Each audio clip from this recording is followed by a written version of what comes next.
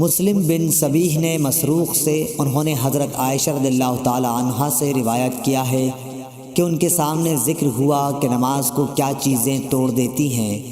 لوگوں نے کہا کہ کتا، گدھا اور عورت بھی نماز کو توڑ دیتی ہے جب سامنے آ جائے۔ حضرت عائشہ رضی اللہ تعالی عنہا نے فرمایا کہ تم نے ہمیں کتوں کے برابر بنا دیا، حالانکہ میں جانتی ہوں کہ نبی کریم صلی اللہ علیہ وسلم نماز پڑھ رہے تھے۔ میں آپ کے اور آپ کے قبلے کے درمیان سامنے چارپائی پر لیٹی ہوئی تھی۔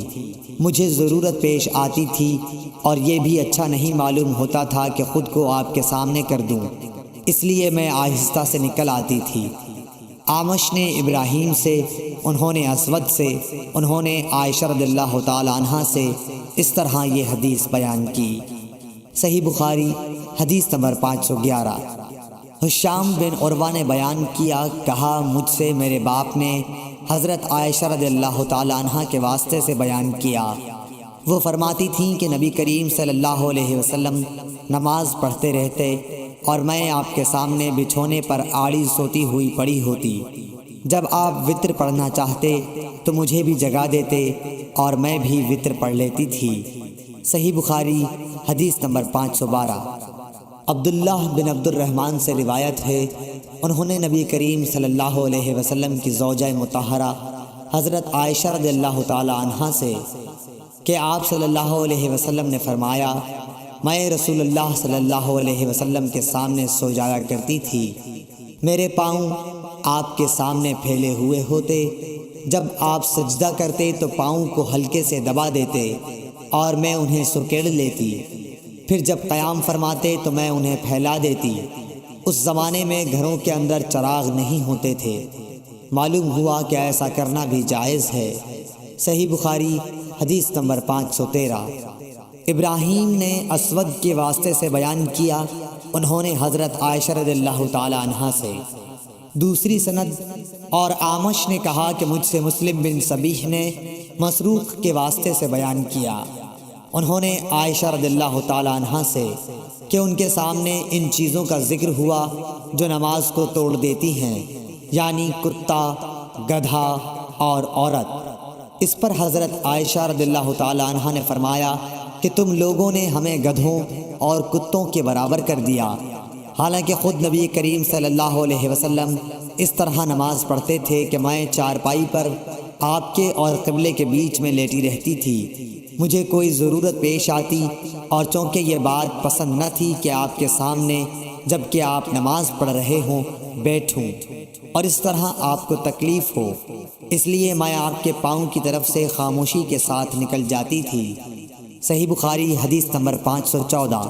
ابن شہاب نے اپنے چچا سے پوچھا کہ کیا نماز کو کوئی چیز توڑ دیتی ہے، تو انہوں نے فرمایا کہ نہیں، اسے کوئی چیز نہیں توڑتی، کیونکہ مجھے عروہ بن زبیر رضی اللہ تعالی عنہ نے خبر دی ہے کہ نبی صلی اللہ علیہ وسلم کی زوجہ مطہرہ حضرت عائشہ رضی اللہ تعالی عنہا نے فرمایا کہ نبی کریم صلی اللہ علیہ وسلم کھڑے ہو کر رات کو نماز پڑھتے اور میں آپ کے سامنے آپ کے اور قبلے کے درمیان عرض میں بستر پر لیٹی رہتی تھی۔ صحیح بخاری حدیث نمبر 515۔ ابو قتادہ انصاری رضی اللہ تعالیٰ عنہ سے روایت ہے کہ رسول اللہ صلی اللہ علیہ وسلم امامہ بنت زینت بنت رسول اللہ صلی اللہ علیہ وسلم بعض اوقات کو نماز پڑھتے وقت اٹھائے ہوتے تھے۔ ابو العاص بن ربیعہ بن عبد شمس کی حدیث میں ہے کہ جب سجدے میں جاتے تو اتار دیتے اور جب قیام فرماتے تو اٹھا لیتے۔ صحیح بخاری حدیث نمبر 516۔ میمونہ بنت الحارث رضی اللہ تعالی عنہ نے خبر دی کہ میرا بستر نبی کریم صلی اللہ علیہ وسلم کے مصلی کے برابر میں ہوتا تھا اور بعض دفعہ آپ کا کپڑا نماز پڑھتے میں میرے اوپر آ جاتا اور میں اپنے بستر پر ہی ہوتی تھی۔ صحیح بخاری حدیث نمبر 517۔ عبداللہ بن شداد بن ہاد نے کہا کہ ہم نے حضرت میمونہ رضی اللہ تعالی عنہا سے سنا، وہ فرماتی تھیں کہ نبی صلی اللہ علیہ وسلم نماز پڑھتے ہوتے اور میں آپ کے برابر میں سوتی رہتی، جب آپ سجدے میں جاتے تو آپ کا کپڑا مجھے چھو جاتا، حالانکہ میں حائضہ ہوتی تھی۔ اور مسدد نے زیادتی کرتے ہوئے خالد سے روایت کیا ہے، کہا کہ ہمیں سلیمان شیبانی نے بتایا اور میں حائضہ تھی۔ صحیح بخاری حدیث نمبر 518۔ عبید اللہ عمری نے بیان کیا، کہا کہ ہم سے قاسم بن محمد نے بیان کیا، انہوں نے حضرت عائشہ رضی اللہ تعالی عنہ سے، آپ نے فرمایا کہ تم نے برا کیا کہ ہم کو کتوں اور گدھوں کے حکم میں کر دیا۔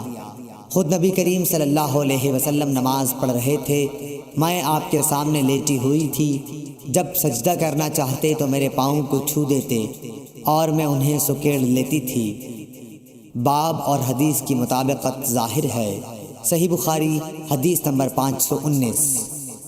عمرو بن میمون نے عبداللہ بن مسعود رضی اللہ تعالی عنہ سے کہا کہ رسول اللہ صلی اللہ علیہ وسلم کعبے کے پاس کھڑے نماز پڑھ رہے تھے، قریش اپنی مجلس میں قریب ہی بیٹھے ہوئے تھے۔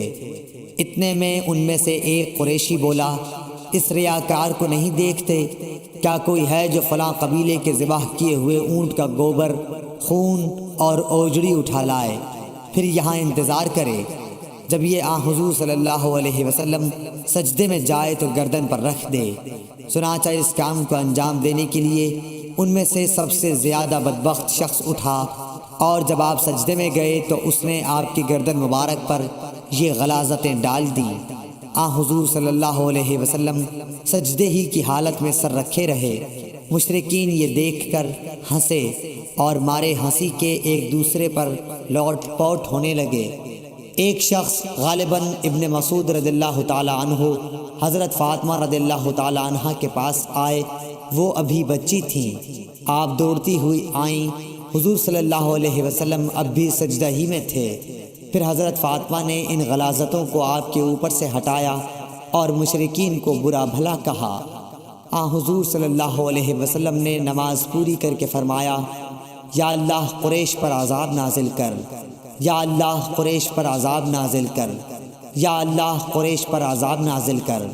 پھر نام لے کر کہا، خدایا عمرو بن ہشام، عتبہ بن ربی، شیبہ بن ربیعہ، ولید بن عتبہ، امیہ بن خلف، عقبہ بن ابی معید اور عمارہ بن ولید کو ہلاک کر۔